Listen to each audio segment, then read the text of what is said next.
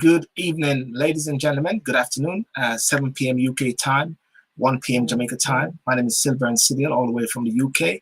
And I want to welcome you to this special program, which is called Election Watch 2020 Jamaica Go to the Polls. And as well, as you know from the diaspora, one of the key things is to give an opportunity for persons in the diaspora to also have an opportunity to engage with what is happening a yard, as I say, because it's very important that we also feel a part of the process. This election is up September the 3rd, a snap election. Many questions are asked. Is it appropriate at this time during pandemic? Can people overseas able to vote? Will the vision be aligned to 2030? But nevertheless, still, the government in Jamaica and Jamaica need to run the country as well. But we just want to have a voice. So, ladies and gentlemen, without further ado, I want to take this opportunity to introduce my guest today. And first of all, I'll introduce Mr. Matondo Mukulu. Matondo Mukulu was a former public defender in Jamaica, and also Matondo is a barrister in the UK. Welcome, Matondo. How are you? Hi, good day, SYLBOURNE. Good day to your viewers. I'm well. Fantastic. And ladies and gentlemen, let me introduce next Mr. Kevin Brown. And I'll wait until he comes up. Kevin Brown is Dr. Kevin Brown, chair of the Jamaica Diaspora UK, JDUK, UK North Representative, Global Jamaica Diaspora Council, JDDC. Kevin, good evening. How are you, sir? Good evening, SYLBOURNE. I'm fine, thanks. Fantastic. Well, guys, welcome to the show. And I'm going to take this opportunity while we're talking to share this video to make sure people can see it. And ladies and gentlemen, as you come online, just do me a favor, just really share the video as much as possible to your friends in Jamaica as well. And would like for you to take part, first of all. While I share this, I just ask you, how is the UK? How is everything? You know, just say hi while I take this opportunity to share this. Kevin, how is everything today? Well, I mean, we've had better weather in the past. Today was wet and overcast. You know, we're sort of back to typical English weather, but you know, the previous weeks were much better. It was hot and sunny, so you know, we're back to this typical wet and overcast conditions. It's interesting you say that, because I've not been able to wear a jacket for a while sometimes, because it's always been hot. 35 degrees, 34 degrees Celsius is like Jamaica. I think from Jamaica, I'm asking people now not to send sunshine, but send some breeze, send some cold Jamaican water. Matondo, what about you, sir? Well, it's okay for me. The variety is always good. One was very hot. I recall on one particular day, I was in the car listening to the Jamaican station, and they gave the weather report, and I looked at my car and realized it was hotter in England than it was in sunny Jamaica. Wow. So I'm quite pleased that nature has done a U-turn on us for this weekend, for sure. Yes. So, well, anyway, let's go straight into it with the small time that we have. Jamaica election, the 3rd of September, snap election, and many people call it the silly season. I won't call it the silly season. Those are the terms that they're talking. But it's an opportunity, again, where Jamaicans can demonstrate their democratic right in voting the next government, whether it's the incumbent, which is Andrew Holness, JLP government, or Peter Phillips, the opposition leader, People's National Party. Kevin, your views. Election time. Is this the right time? Well, that's a good question, because we're in the middle of a COVID-19 outbreak, and you know, a certain amount of sort of economic depression, if you like. So yeah, you know, it was interesting that the Prime Minister chose the 3rd of September to have general elections. They are due, I think, by February next year. So you know, you could argue that they had a bit more time. Yes. But you know, such is the situation in Jamaica, that it's at the gift of the Prime Minister to choose when to have an election. So I think, you know, going back to the whole COVID-19 situation, one of the practical concerns is how do you actually undertake a campaign and subsequent you know, polling activities under the COVID-19 protocols. And already you can see from the images emerging from Jamaica in the mainstream media that protocols such as social distancing, wearing masks, etc., are already proving challenging. For the politicians to manage. We've seen images of the Prime Minister and other politicians touring communities, and when you look amongst their supporters, not everyone's wearing a mask. There's very limited social distancing. So it's a concern, because what you wouldn't want, and is for elections to be the cause of a potential spike in COVID cases in the country. The other issue as well is around participation, because again, we've been told that the elderly, especially those above ages 60 years old and so on, those like who are shielding at this present moment, isn't it? Yes, they might want to exercise their right to vote, but but may be concerned about exposing themselves. Jamaica does not have postal voting, so they would have to present themselves physically at a polling station, which might be a concern for them. So so again, calling the elections during a COVID-19 outbreak have you automatically disenfranchised some members of the population, which would be rather unfortunate, especially if you think of the elderly. So I think, even before we go into the politics of it and just the practical undertaking of an election during COVID-19, I think carries with it a lot of challenges. Someone just asked a question a while ago. I don't know if you saw that. That's why you went straight on to postal vote. Did you see the question, are they doing postal votes? I can see it, and I guess the answer is no. The answer to it, yes. So therefore, Lisa King, are they doing postal votes? No. Matondo, your take on it regarding election at this time? Yeah. As it relates to the timing? The relation to the timing, and timing is one. There are two aspects of timing. One, it's a pandemic period with COVID, and as Kevin outlined a while ago, lots of elderly persons might not want to really get out there because of the shielding process which they're doing. And secondly, is it constitutionally or due what? Next year? Constitutionally is due up to the election could have been held in, I think, February, March of next year. Exactly. So there are two aspects of timing, and I just want your take on that. Well, firstly, there are two things.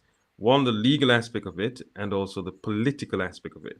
Yeah. Legally, there was no need for the election to be called now, because you have up until March of 2021. Yes. So there's no legal necessity there.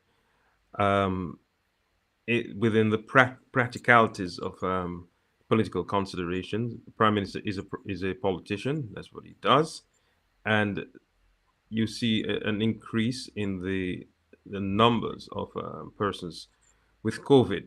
For the Prime Minister, that is a concern, because the testing has increased, and as a result of the increased testing, we see more persons showing up as positive. Yes. Irrespective of how the government would have performed in the first wave, this second wave is more challenging by virtue of the numbers. And so politically, the Prime Minister decided that, listen, with the increase in numbers, and also with the predictions for the global and the national economy, what better time to call it than now, as opposed to when things are starting to look bad. And so, but for me personally, I just don't think it's the correct time. Again, legally, as Kevin had outlined earlier, there is the question of persons who are shielding, if their constitutional right to vote will be infringed upon because of the timing when it is taking place. Because if within the next week or before we get to the 3rd of September, we see a 20 or 30% increase in the numbers of persons who have the virus, I suspect those who are shielding will become even extra vigilant, and that calls into question the issue of if you're disenfranchising them. So in in my view, it was not necessarily the correct time, having regard to the practicalities, and also the fact that we have up until March of next year. But the prime minister is a politician, and he's gonna want to take advantage of his popularity. Well, you see, for today, ladies and gentlemen, one of the disadvantage we have is that we do not have the manifestos of the respective parties, and we had something for the JPP, which we understand was a new party, but I got some word today that it is not contesting the election. I'm not sure if that is so, and if somebody knows that, they can actually. No, it's true. It's in the media. No, they've put out a statement saying that they've withdrawn. Okay, so the plan that we have was 1 week setting the stage, having this discussion, and next week to have JPP, then JDUK, then whatever, because about 3 Sundays before the election. So we hope to get a member of one of the political parties, once we have the manifesto, to come and talk to us, and we ask them questions, and then next time with another person of the relevant party. We're still in timing, and fixed term elections, I believe that is one of the consideration and people talking about. Should Jamaica have fixed term elections like what the UK have? Like the Parliamentary Act, is it 29? I forget what the Parliamentary Act in the UK. As we know, we're so much abreast of that in light of COVID, not COVID, sorry. Brexit. Brexit, yeah. So the Parliamentary Act, the Fixed Term Parliamentary Act here in the UK, which set the stage whereby sets a 5-yearly interval between general elections. Scheduled elections take place on the first Thursday in May. So we all know in the UK that every 5 years, Boris just had election, 5 years time, the first, Thursday in May. Is Jamaica should be looking towards that, having some level of stability, people can prepare themselves properly. Matondo, you can start on that, please. Well, I might be in favor of it, but let's start on the basic premise that there is a fixed election period in Jamaica, which is every 5 years. What is not fixed is the actual date. Okay? Yes. And even within the context of the UK, we'll appreciate that that particular statute does permit the elections to be held outside of that period. But there are clearly, what do you call it? There has to be certain conditions that will allow the calling of the election outside of that fixed period. In the context of Jamaica, I think all of us have gotten slightly fed up of, irrespective of who we support, of this sort of toying with the electorate. But more importantly, I think in this instance where we have the crisis, the global health crisis, it sort of underscores the necessity of taking out of the hands of an individual or a group of individuals that sort of gift to call an election as and when it suits a person or particular political party's fortunes. So I think that it is a discussion that should be had. My view is that I don't want us to adopt whole scale the statutory approach that's been used in the United Kingdom, because somehow I'm from my experience of dealing with constitutional issues in the Caribbean, I think that we have adopted far too much of what the UK's system of governance uses, because each system of government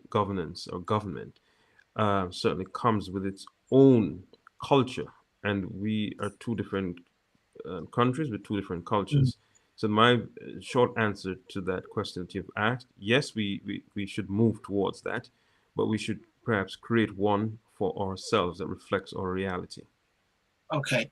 And Kevin, before you go there, someone just to sort of engage, because I said to my viewers that I really want them to be a part of it, so I've got to bring them in. Hope Love said, was there a reason given for the election at this time? Was there a reason given? I know Matondo sort of set the stage as to how the Prime Minister might be thinking, but or was it you, Kevin? Was there a reason given? Yeah, so Matondo did set the stage. I my own personal opinion is that the decision was purely political. Yes. As Matondo said, I think the Prime Minister and the JLP party looked at the position that they're in now, and for purely political reasons, chose the 3rd of September, based on a number of factors. They've cited the polls, the polling surveys that have been done, that show that they have an advantage over the PNP. Of course, if polls are always controversial to a certain degree, in terms of whether people believe them or not, or whether they're credible or not. But the JLP point to polls that show that they're ahead and should do well in the elections if called now. And also, the perception people have of how they've handled the COVID-19 outbreak appears to be positive. But who knows in the coming months if the numbers of cases will increase and perhaps change that perception. So I think it was purely political calculation. They decided to call elections now because they felt that it was going to be a favorable time, a favorable opportunity for them to go to the polls. So beyond that, so probably the best people to ask would be someone from the JLP. When we get them on. And, yes. And to the question that I touched to Matondo initially was the Fixed Term Act 2010 in the UK equivalent. Is there a need for something of that nature whereby that power is not in the hands of the Prime Minister? Say, boy, I have all my clocks now, so let me just put on my clocks and go on and say, listen, election 3 weeks time. Or should everybody be geared up towards that, whereby the people know that this is happening, the opposition know that that is happening, and therefore, like we just said a while ago, you got an election in 3 weeks time or so, and you haven't seen a manifesto as yet. Is that fair on the people? Yeah, so I mean, briefly, just to add to what Matondo said earlier on this issue, personally, I think that the date should be fixed. I think that would be a fairer approach on all parts, because both the ruling party and the opposition would be quite clear to everyone when elections are going to happen. In the current system, although it is fixed to a certain degree, as Matondo said, the Prime Minister can still call it whenever, and I think it gives the advantage to the ruling government. It definitely gives them a distinct advantage, which I think to be fair to all the political aspirants, it would be better, in my opinion, if the date was fixed and everybody knew that's the date, and we all gear up towards that date. I mean, the people who are those who lose in this process is our citizens who lose out. I mean, I see one of your viewers ask, is 3 or 4 weeks enough to hold an election? Of course not. Especially in an economy that you have a situation where government says, well, we have had 18 quarters of successive growth, but at the same time, you have people catching hell and are not able to afford basic food items. Those things need to be interrogated with over a period longer than 4 weeks. You see, this idea that somehow this Prime Minister is new and different, as he likes to trumpet, and he's trying to create this new Jamaica, I'm still not sold on it. And I've seen enough to make me wonder if I'm just dealing with someone who's selling something from the old days in a new bottle. You cannot and should not have an election called and say, well, I'm giving you 3 weeks to campaign, because somehow, why is it such a short period? Why was it such a short period? Nothing more than pure political calculations. Yes, the Prime Minister is a politician. He wants to stay in power, and no one is suggesting that he should self-liquidate. What I'm suggesting is that at some point, a true and genuine leader who is not a thermometer but a thermostat would really and truly place the interests of the nation. How can you have people ill and you're talking about you having an election? That's just utter nonsense. And that brings me to the point of as to being the fact that we got COVID and everybody's doing virtual thing, people are doing Zoom. Will these election have a Zoom element, have an online feature? Because while I'm moving to another section there, if my sister, for argument's sake, who's in Otrures, and she travels and she visit the family in the UK and my mother, and they like to vote. And here they are in the UK. Then election is called. What should they do? Take the plane back to Jamaica, or can they vote at the Jamaica High Commission? Now, I'm talking about overseas voting here now, but I'm not talking about like myself and you, Kevin, who has been here for 20,000 years. You know what I mean? I'm not talking about that level yet. I'm talking about the simple level of being away for 3 weeks from Jamaica. An election is called. What do you do? What is there? Is there a virtual thing, online thing? Is it fair? Are they now disenfranchised? Well, there's no provision within the Constitution or the Representation of People's Act. But if someone leaves the country and has left the country in the past week and a half since the election and cannot get back, technically they're disenfranchised, but it was always their choice to leave. You could argue the case, but I'm not sure you'll be very successful if you're contending that there ought to have been provisions made for you. I'm not so sure it would sound out in a successful way for the potential claimant under the Constitution. But it is what it is now, and we have the elections. So no matter how much we complain about it for now, much won't change. So let's roll the ball. Well, I'm coming back on this, and I'm going to go on to Kevin, being an official member of the Jamaica Diaspora organization. I've been involved with Diaspora from initial conception, 2004, 2006, 2008, 2010. Went to all of them. After a while, I got tired because I kept asking this question each time. Will they discuss the issue about overseas voting? And yes, I'm sorry, they did discuss it, but nothing has happened. And it's been discussed many times and over again. And yet we are back in a situation now whereby like nothing has moved. I know what you said, Matondo. This is where we're at now, but it seems to be a recurring thing, Kevin, isn't it? Yes, I think we need to have another conversation in depth. I think around giving the diaspora the vote.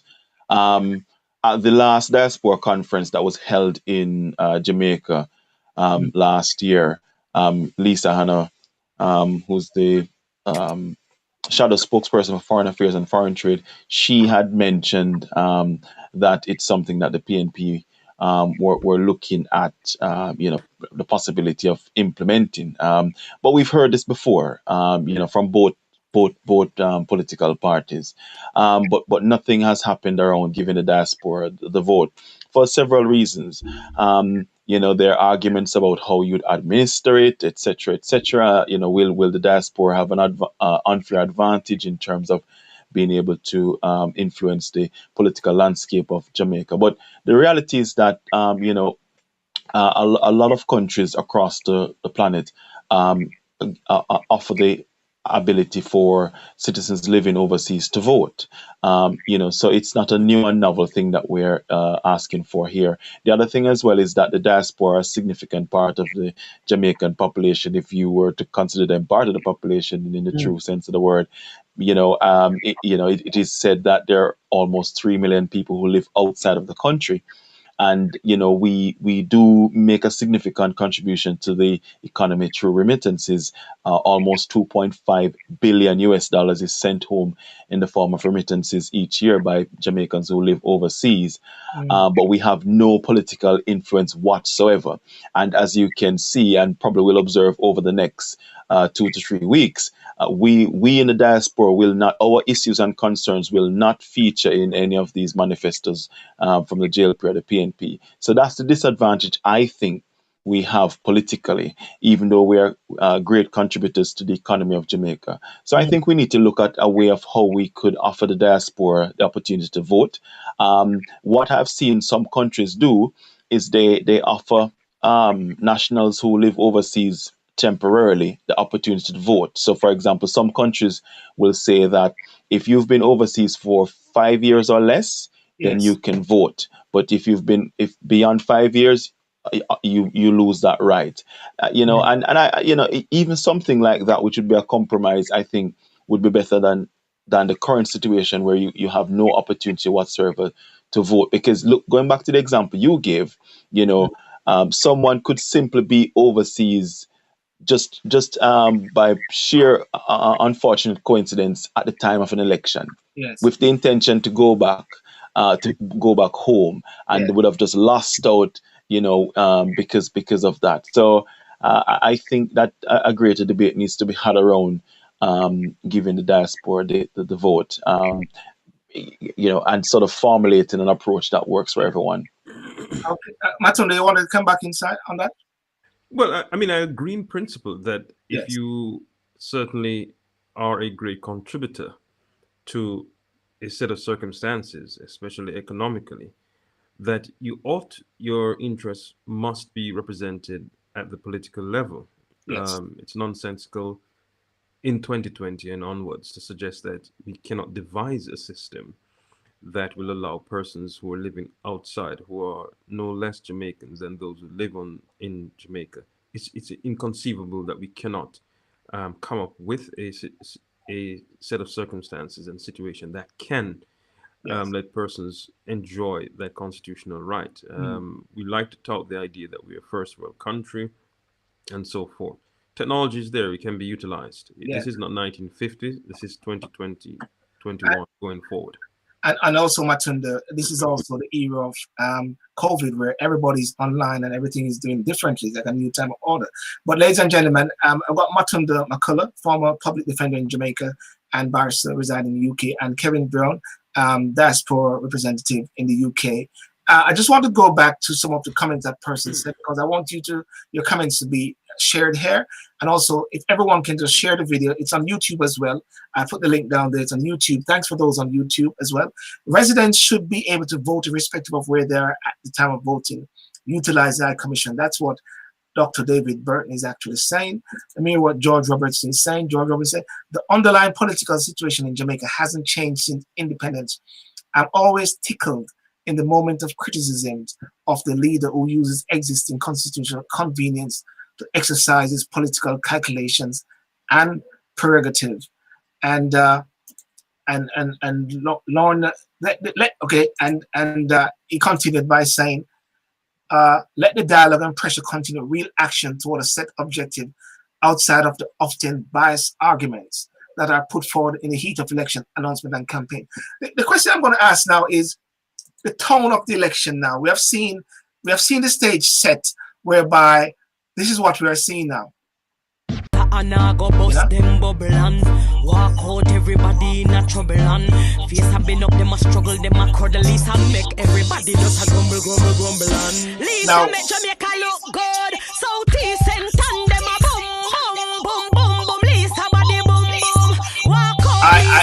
I cannot just play that without playing another one from the political parties, or else I'll be deemed to be biased. And let me quickly stop that before YouTube or the PNP say that I'm actually copyright infringement. And if that's the case, I'll have to get Matondo to defend me there, because they said a lawyer defend himself as a fool for a client. So I will not go there. Now this is the JLP.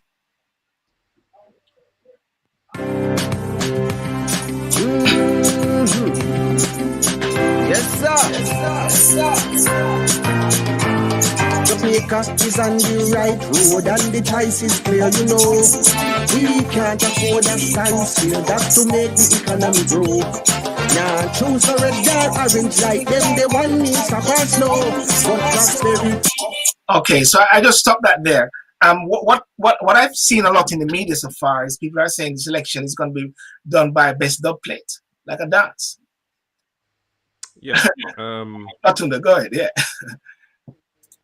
I have nothing. Let me declare my interest. I'm a lover of music, be it traditional reggae or dancehall. Yes. But let's be frank and be honest. Both adverts that you've shown just now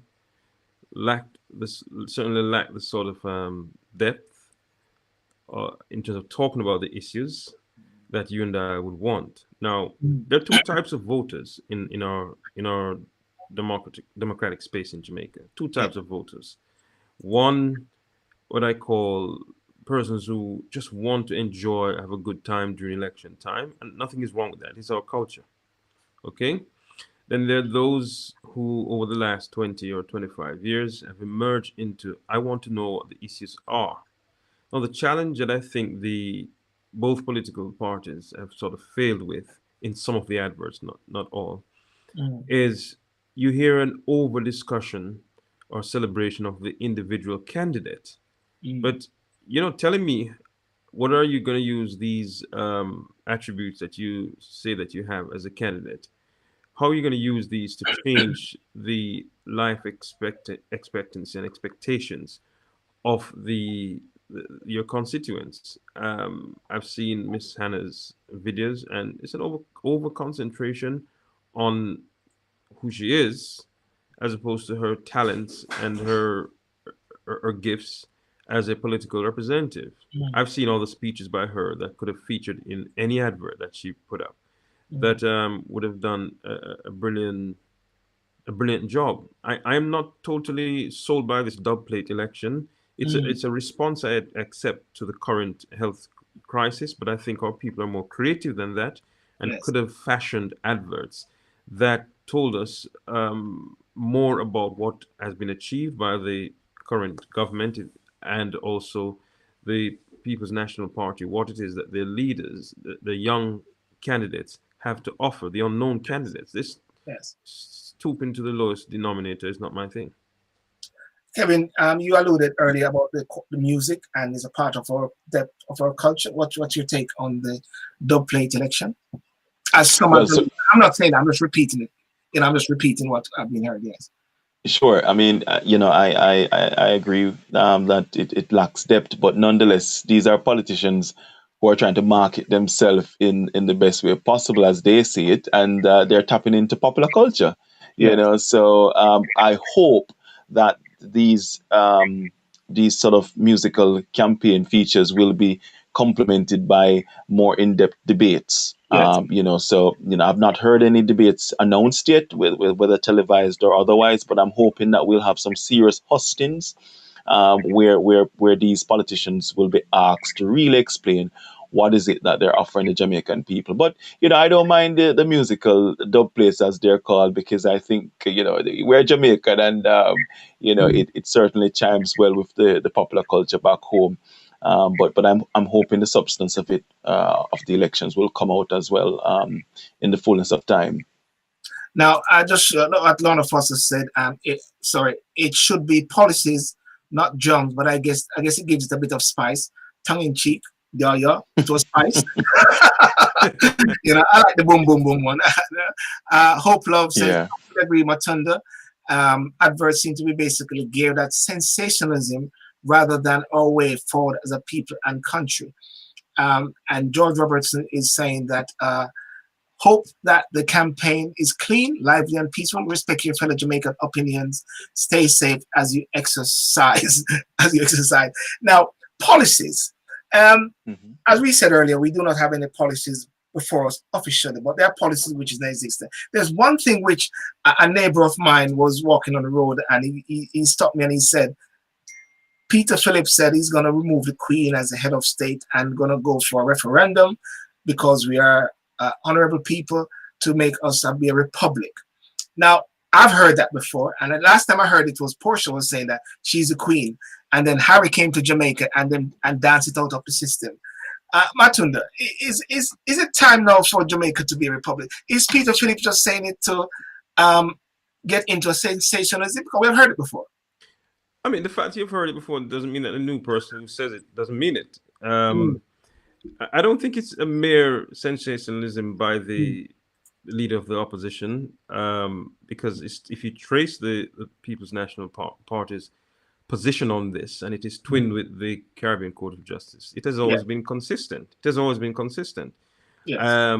But I don't think it's a political opportunism. But going back to something that you said earlier, there isn't a manifesto, I accept, by both parties, but I think I saw where for the Prime Minister, he's campaigning on the record of the party that he has led over the last 4.5 years or so. He spoke about some of what he called the achievements, but what I have not heard from him is how we will be dealing with the choppy waters ahead. I've seen the People's National Party outline certainly what I call a 10-point plan. For example, one of the things that I think is worth noting and which I would want to hear more of from the People's National Party is how it intends to end what it calls, and rightfully so, the apartheid educational system that exists in Jamaica. It says that it will do that. The People's National Party has also, what I've read, I've said that it will. Can you hear me? Yes, I can hear very clearly. We are hearing you.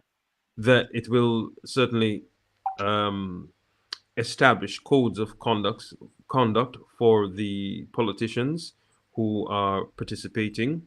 That those two things are, I think, the apartheid educational system, and of course the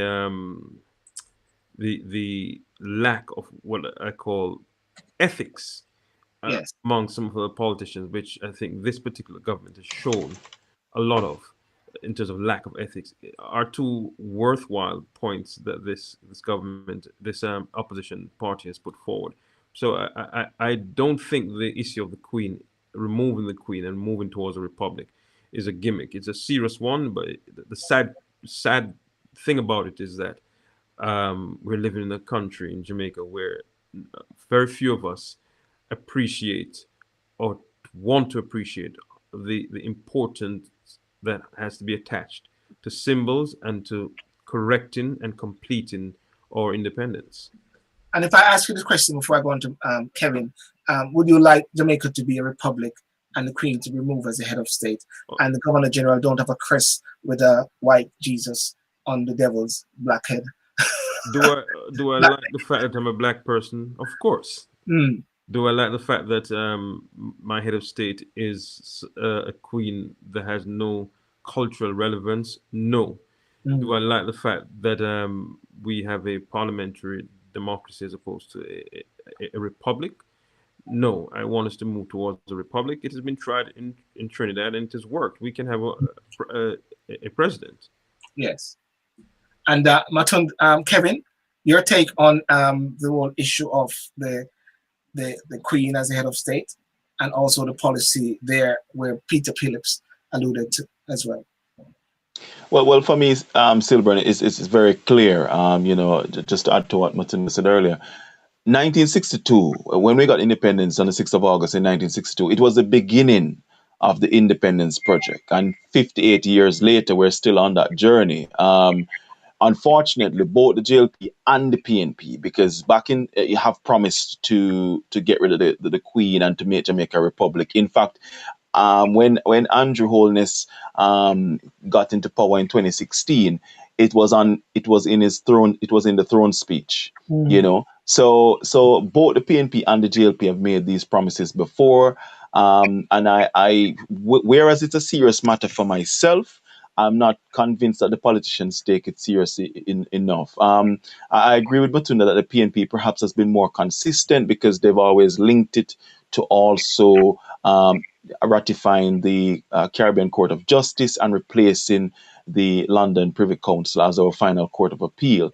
The unfortunate thing with Jamaica as a country is that we seem not to understand what true independence is, what true sovereignty is. How can you have a situation where your head of state, the British Queen, is in another country for starters, and that as Jamaicans you need a visa to visit the country where your queen resides. So from a practical level, it makes no sense whatsoever. The other thing. 1 second, Kevin. Matondo, if I lose you there, okay, you're back. Okay, carry on. Yes, we lost the lovely face of Matondo. I didn't want that to continue. Carry on, Kevin.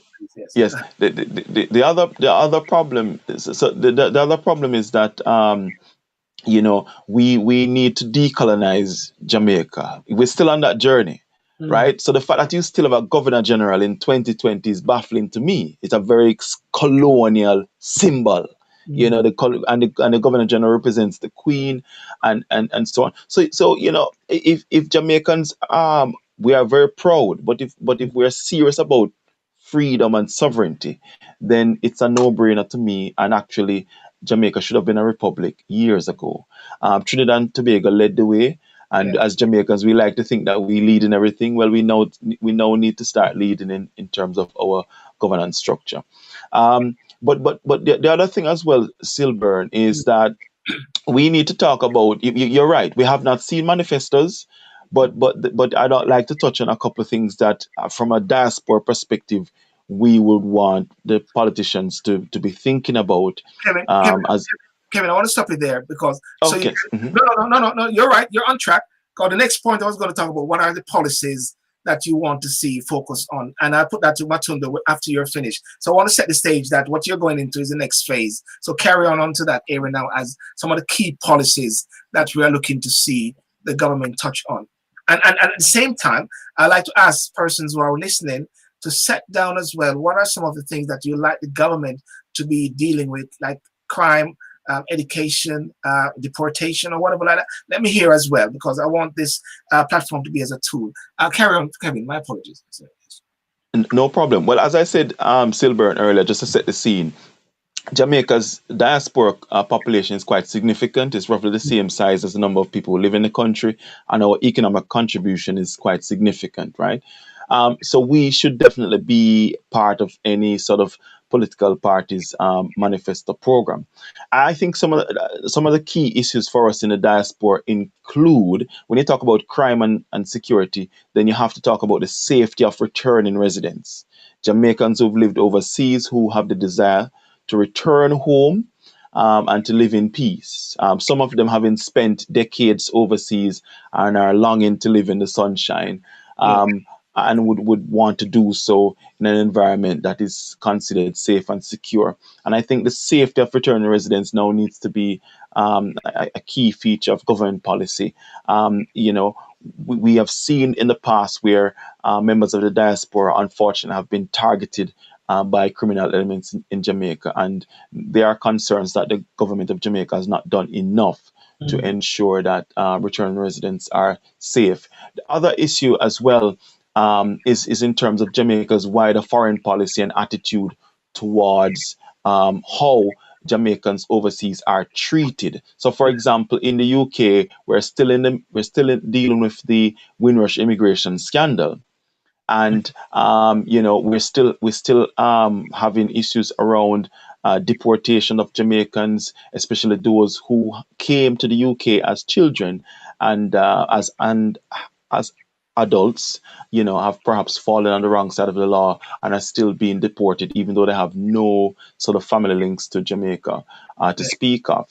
And I think the broader point there is that what we would like to see is a Jamaican government that stands up for Jamaicans wherever they live in the world.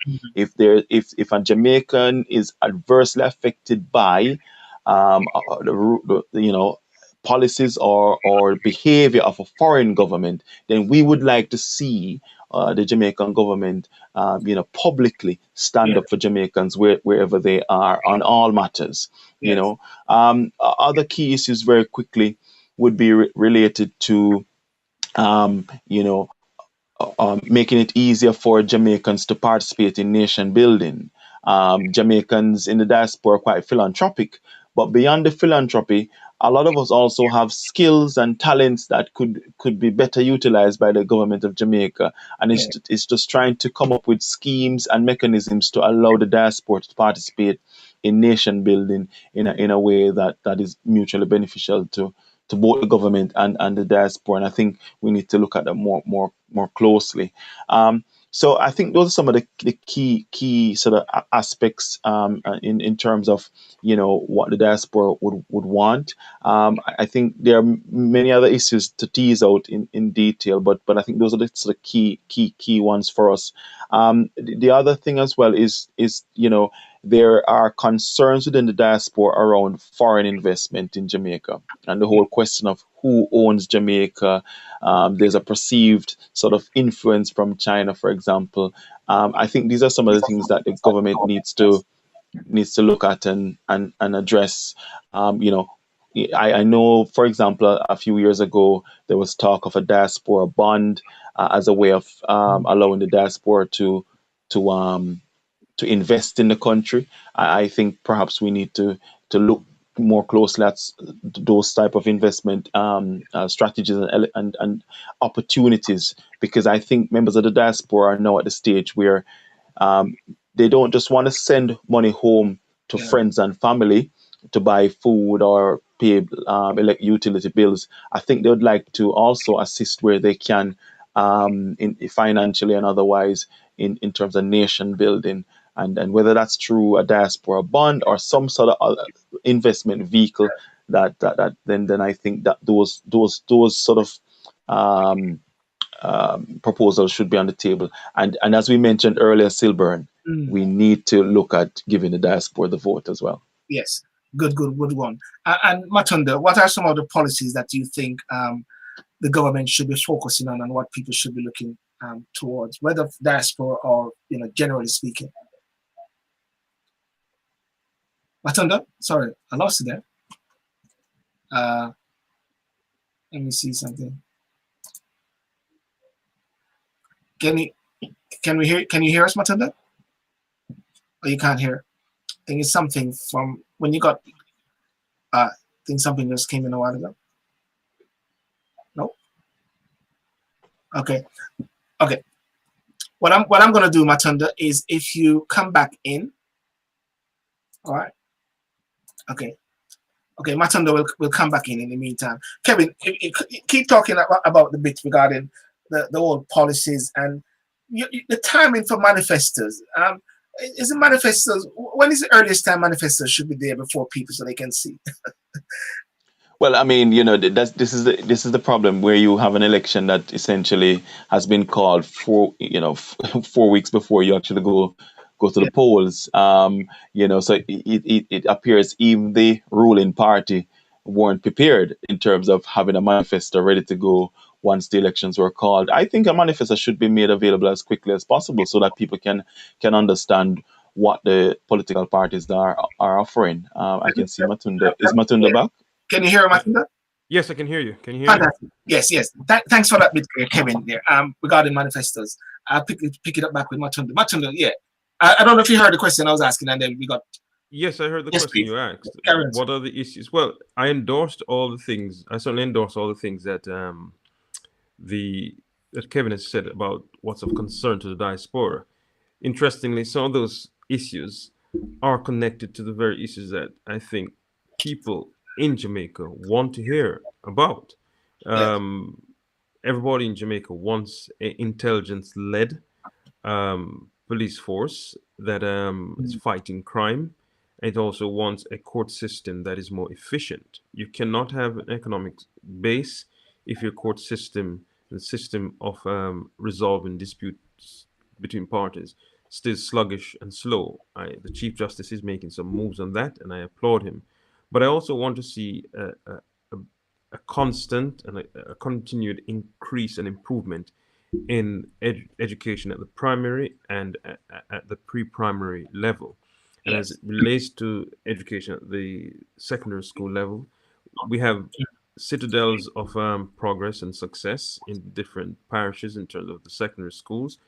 But for the last 20 or 25 years, we haven't seen emerging enough of the new secondary schools that were converted in the late 90s into high schools. Yes. We need to see that ending of the apartheid system of education. You just take a look at the CXC results every year and look at the so-called non-traditional high schools, and you can see that, with the exception of a few, there's still too many of those institutions that are putting out on the conveyor belt citizens who are inadequately trained and inadequately informed to take on the challenges.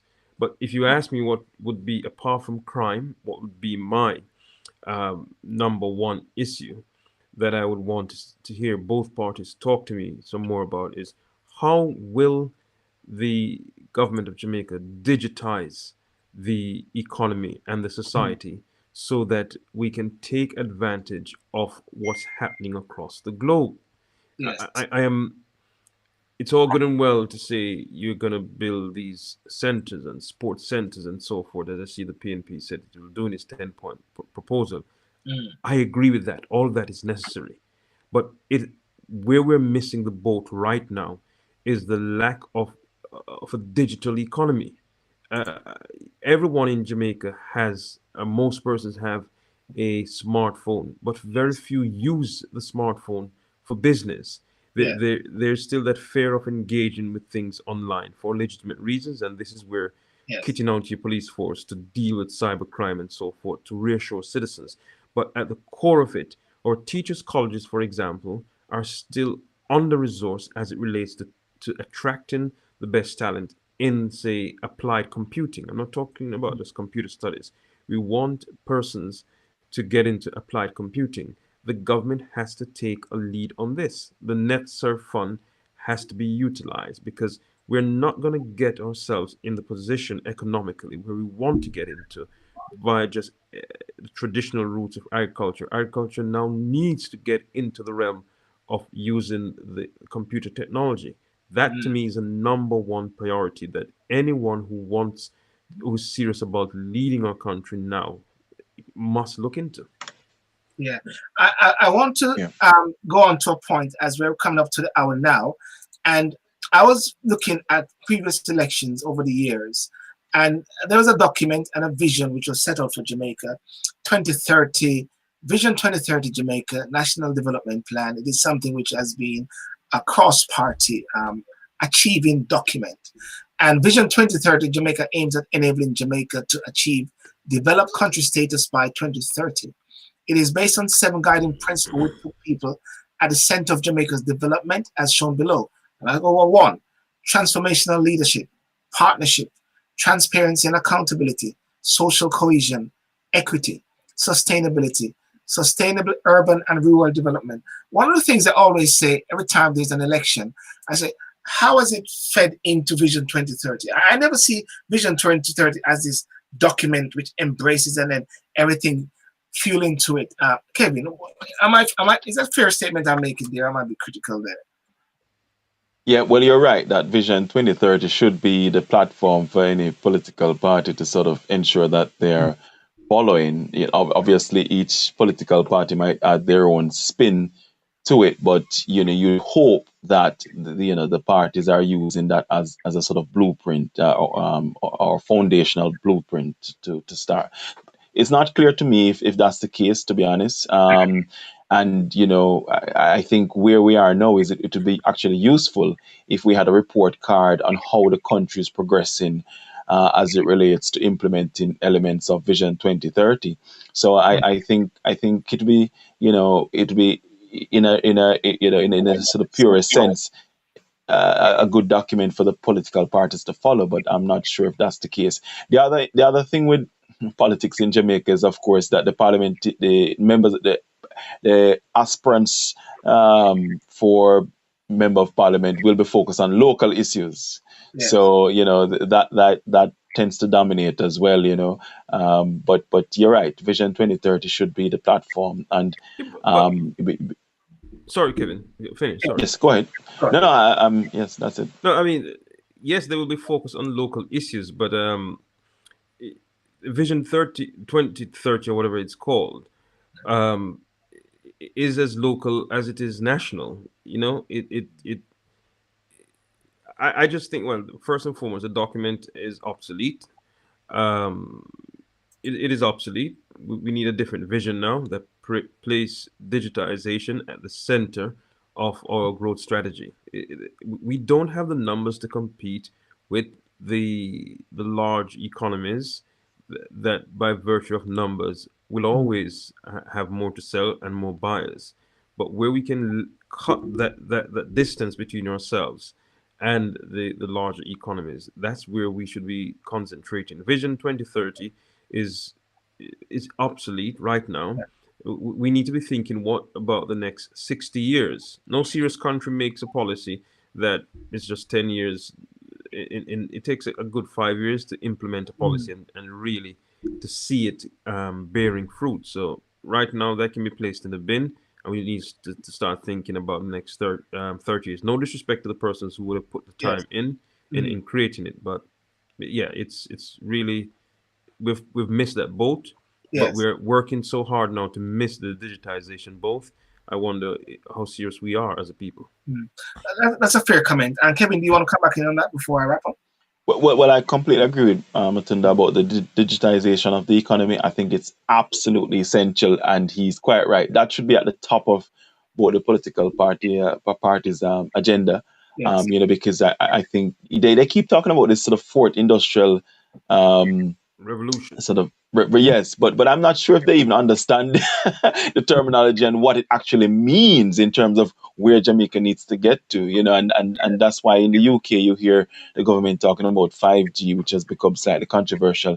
But it's because in the UK they recognize that the Internet of Things and having a digital economy is the future, and I think Jamaica, perhaps in theory, accepts that, but there's a huge infrastructural development that's required that will need political leadership, and that's what we'd like to see. I mean, the Prime Minister talks a good talk, to be very frank, about this fourth revolution. I hear him going on about it, but he hasn't singled out one single issue that his Minister of Technology will be doing to take us into that digital economy. And so I've lost any little confidence that I had in his capacity and ability to appreciate, to really be the thermostat type of leader that can drive the country. The country is in need of a thermostat leader and not a thermometer. I hope we can all agree with that. But this nonsense of well, we would need a fourth revolution. The fourth revolution is going to miss us. Well, you're at the helm. Lead us into it. Right. Well, I guess we got that. Lead us into it. Well, today is the 16th of August, and then you got the 23rd, you got the 30th, and then you've got the 3rd. The election is going to be September the 3rd. I'd love to invite you, gentlemen, again to come on the 23rd and the 30th, and I hope during the course of that time we can secure a representative from the PNP either on the 23rd or the 30th. And likewise for the JLP, not going to be doing a tit for tat, but maybe just hearing what they say, unless there's popular demand for a tit for tat thing. But I've got space for one more person, and it would be great if you guys can come back on that and hear what the policies are. And what is it that you guys you think?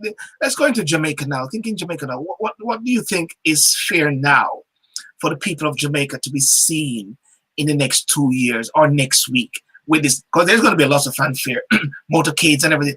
But what do you think the people of Jamaica should be seeing now, as of next week and beyond, leading up to the 3rd? Go ahead, Kevin.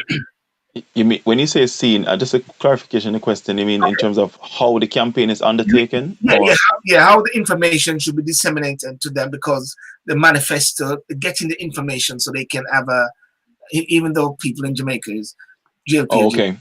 JLP, yeah. them dead. Well, yes, there is that sort of political allegiance, right? But yes, I mean, COVID-19 presents a big challenge. I mean, that question would have been very easy to answer in yesteryears, but under COVID-19, that's a difficult one, because we've seen where already political parties have had small, what I would call a small scale rallies, and already. There are serious concerns around those small-scale rallies breaching the COVID-19 protocols. So I think the politicians will have a challenge. I see this campaign as one that will be digital. I think the politicians will be putting out a lot of their messaging online and hoping that Jamaicans will pick these up on their smartphones. On mobile phone penetration in Jamaica is pretty wide scale.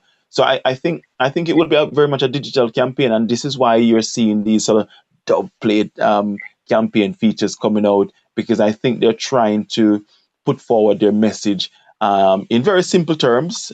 Maybe for people like myself and Matondo, too simplistic, but nonetheless, they are trying to put forward their message. But I think that what will be useful and perhaps very important is that we should have TV debates, because I think that will allow for sort of a mass appeal in terms of people being able to see for themselves what each candidate is made of. So I'm hoping that that will be agreed, because I've not heard that being mentioned so I think it far. has been agreed on. There will be 3 debates.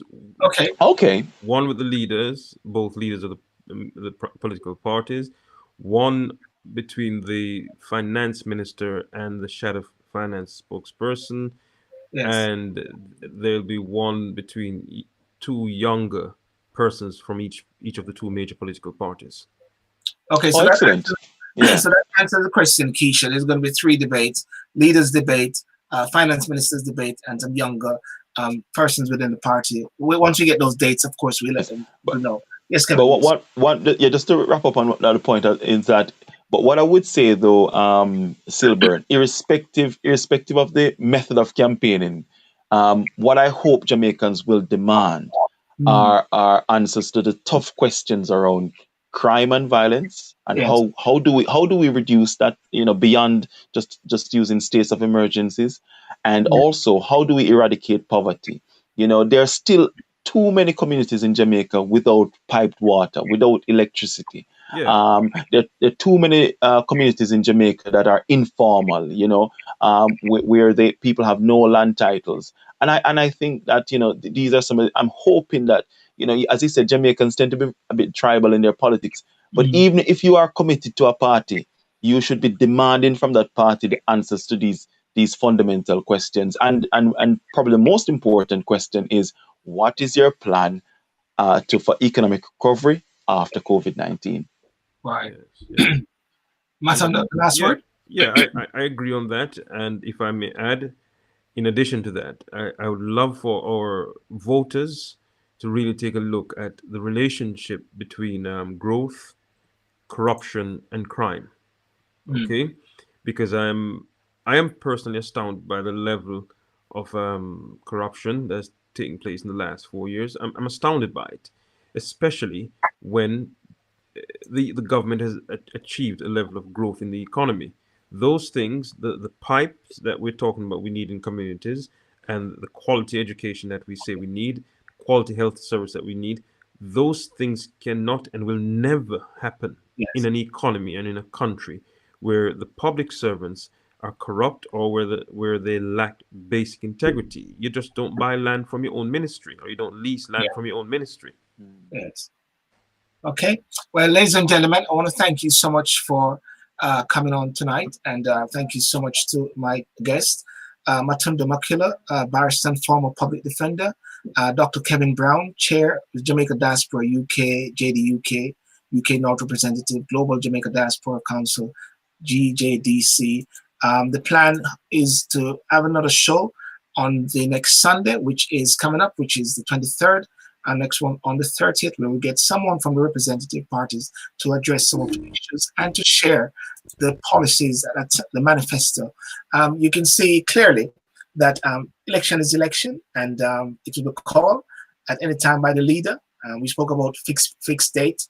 I was going to say fixed penalty, Kevin. Fixed penalty for those who breach it, but fixed date. and also regarding, is the Vision 2030, is it a document which is obsolete and need to go for the bin? Because guess what? Things have just changed over the years. And therefore, we need to reflect and look at 60 years' time. As Matondo said, 5 years' time, we're just getting things going. And also looking at overseas diaspora voting. I alluded to the 2 types. You got the one like me and Kevin and Matondo. We are here for about 50 years, but I've been here for 20 years. So I sometimes have questions on whether I need to vote. But for the person who's just passing through the UK for 3 weeks and then waboom, the Prime Minister said, listen, I got inspiration, man. I'm going to put on my Clark's boots here. And I put on the Clark's and say, it's time now. And he called election. And by calling the election, somebody's caught out in the UK now and have to go back to Jamaica. Are they disenfranchised? Should there be an opportunity where the High Commission is there? They can vote. Everything is so digital. Should there be authentication numbers? I mean, when you submit your company account document, you got these. Am I correct, guys? Yes. Yeah, you got these authentic numbers that you put in there for nobody can. I mean, fraud is fraud. I mean, even if you're in Jamaica, they can still fraud. So it makes no difference still, you know. So these are the issues that we're looking at, and we're looking forward to coming back next time as well, and you joining us, guys. Is that okay? Is that a fair way to end? Yeah. Yes, only one condition: the next time you have a female perspective. You know what? One time I had a show which was about where are the men, and then the women say where are the women on the panel, and then we say, oh, we can't win because we say where are the men, and we got all the men now to be on the panel, and now the women are saying we need a woman on the panel. No, you're right. You're right. We got to get a female perspective as well. All right. So thank you guys very much. Thanks for having me. Keisha, Lorna, Arthur, thank you, Arthur, for coming in late, and I hope your show went well earlier, which you had with Sherry and Dixon, Lorna Foster, and Keisha and Kema. Keisha and Kema join me every Thursday on the In Review. Thank you, Lisa King Herbert, and for those on YouTube as well. Thank you so much, and have a good night, ladies and gentlemen. Remember to like and subscribe to the SYLBOURNE Show on YouTube, Instagram, Facebook, and all the different. And look out for Matondo. He's up to something soon, and I'll also be talking to him about some developments he's having. I don't think he's privy to share that as yet. Should we wait for that? Yeah, in the right time as well. Okay. Thank you.